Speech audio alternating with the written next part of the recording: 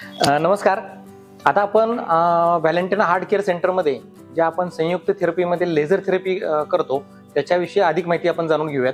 Laser थेरपीमध्ये आता ही जी आहे laser therapy आहे, खरं तर लेझर थेरपी खूप हजारो प्रकारच्या आहेत, पण ही जी लेझर थेरपी आहे ती विशेषतः ब्लड प्रेशर त्यानंतर डायबिटीस यासाठी खास करून आहे.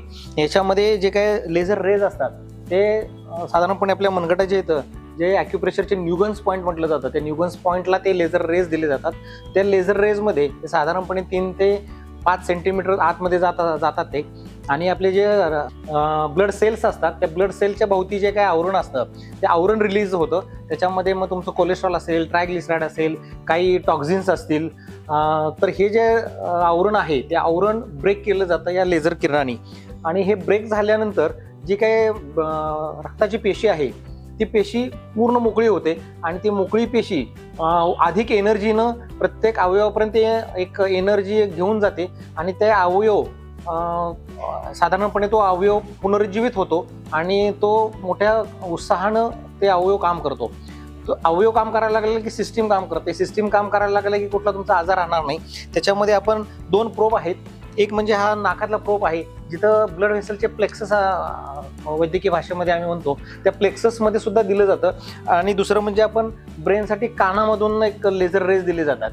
या तिन्ही ठिकाणी जे काही लेझर रेज आपण दिले जातात त्यानं आपल्या रक्तातली जी प्रत्येक पेशी आहे, जे प्रत्येक पेशी साधारणपणे 8 सेकंदाला ते फिरत असते, तर त्या प्रत्येक पेशीला ते रेज मिळतात.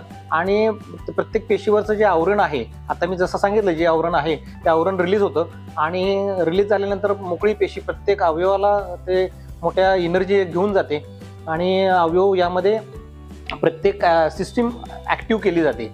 आणि हे सुरुवातीला आम्ही साधारणपणे 30 मिनिटं दिली जाते. ही 30 मिनिटं झाल्यानंतर बाकीच्या ज्या थेरपीज व्हायला आम्ही दिवसभरातल्या देत असतो आजाराच्या तीव्रतेनुसार, पेशंटच्या गरजेनुसार.